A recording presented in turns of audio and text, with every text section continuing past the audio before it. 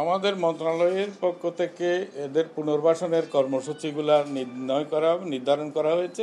সেই অনুসারে মন্ত্রণালয় যাবতীয় কার্যক্রম গ্রহণ করবে। এই কার্যক্রমের ভিতরে ফ্ল্যাট দেয়া কিংবা চাকরির কোটা দেয়া এইসব বিষয় নাই। পুনর্বাসনের কর্মসূচি আছে।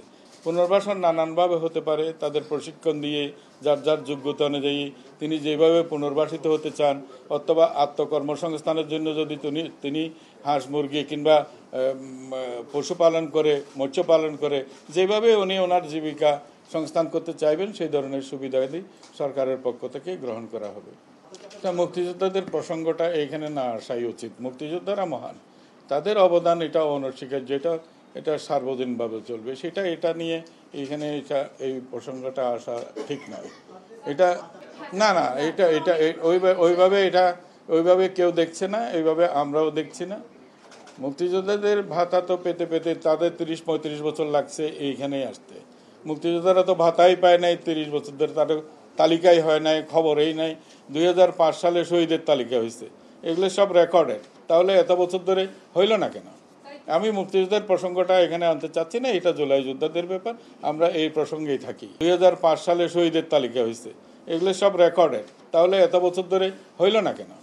আমি মুক্তিযুদ্ধের প্রসঙ্গটা এখানে আনতে চাচ্ছি না, এটা জুলাই যোদ্ধাদের ব্যাপার, আমরা এই প্রসঙ্গেই থাকি। এটা ভালো হবে।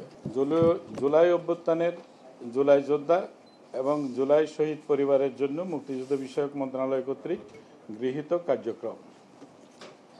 স্বৈরশাসন এবং সকল ক্ষেত্রে বৈষম্য নিরসনের লক্ষ্যে ছাত্র জনতার এক রক্তক্ষয়ী অভ্যুত্থানের মধ্য দিয়ে গত 5ই আগস্ট 2024 তদানীন্তন ফ্যাসিস্ট আওয়ামী লীগ সরকারের পতন হয় এবং 8ই আগস্ট 2025 খ্রিস্টাব্দে বর্তমান অন্তর্বর্তী সরকার গঠিত হয়।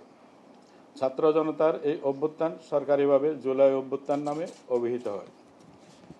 12ই ডিসেম্বর 2024 তারিখে জুলাই গণ অভ্যুত্থানে শহীদ পরিবার ও আহতদের কল্যাণ এবং যাবতীয় বিষয়াদির প্রশাসনিক দায়িত্ব মুক্তিযুদ্ধ বিষয়ক মন্ত্রণালয়ের উপরে ন্যস্ত হয়। জুলাই অভ্যুত্থানে শহীদ ও আহতদের পূর্ণাঙ্গ তালিকা চূড়ান্তকরণ, আহতদের চিকিৎসা ব্যয় এবং তাদের পরিবারকে আর্থিক সহায়তা সহ পুনর্বাসন প্রদানের উদ্দেশ্যে যাবতীয় কার্যক্রম সম্পাদনের নিমিত্তে 28শে এপ্রিল 2025 তারিখে জুলাই গণ অভ্যুত্থান অধিদপ্তর গঠন করা হয়। জুলাই গণ অভ্যুত্থানে নিহতদের জুলাই শহীদ এবং আহতদের জুলাই যোদ্ধা হিসাবে সরকার জুলাই গণ অভ্যুত্থানে শহীদ পরিবার ও জুলাই যোদ্ধাদের কল্যাণ ও পুনর্বাসন অধ্যাদেশ 2025-এর মাধ্যমে স্বীকৃতি দিয়েছে।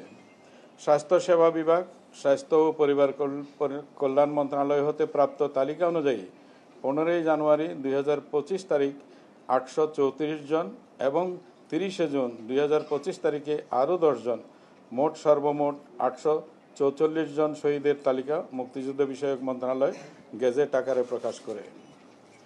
আহত হওয়ার ধরন অনুসারে জুলাই যোদ্ধাগণকে 3টি শ্রেণীভুক্ত করে 27শে ফেব্রুয়ারি 2025 তারিখে 493 জন জুলাই যোদ্ধাকে ক শ্রেণীতে, 908 জনকে খ শ্রেণীতে, 4 এবং 5ই মার্চ 2025 তারিখে 10,642 জনকে গ শ্রেণীতে অন্তর্ভুক্ত করে গেজেট প্রকাশ করা হয়। সম্প্রতি স্বাস্থ্য সেবা বিভাগ হতে ক শ্রেণীর 114 জন, খ শ্রেণীর 213 জন এবং গ শ্রেণীর 1,442 জন, সর্বমোট 1,769 জনের তালিকা পাওয়া গেছে, যা যাচাই বাছাই শেষে শীঘ্রই গেজেট আকারে প্রকাশ করা হবে। অনুদান। শহীদ পরিবার বিধিমালা অনুযায়ী সরকার প্রত্যেক শহীদ পরিবারকে সঞ্চয়পত্রের আকারে এককালীন 30 লক্ষ টাকা অনুদান প্রদান করবে।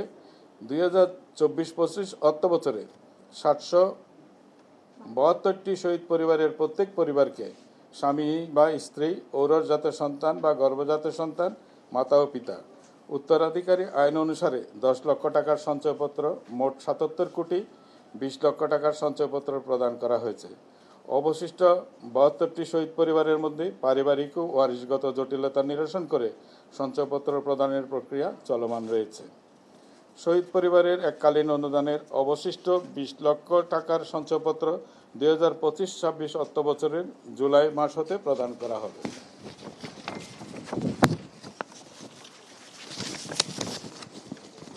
অনুদান। জুলাই যোদ্ধা বিধিমালা অনুযায়ী ক শ্রেণীর জুলাই যোদ্ধাগণ এককালীন নগদ 5 লক্ষ টাকা অনুদান পাবে, যার 2 লক্ষ টাকা করে সর্বমোট 9,86,00,000 টাকা ইতিমধ্যে প্রদান করা হয়েছে।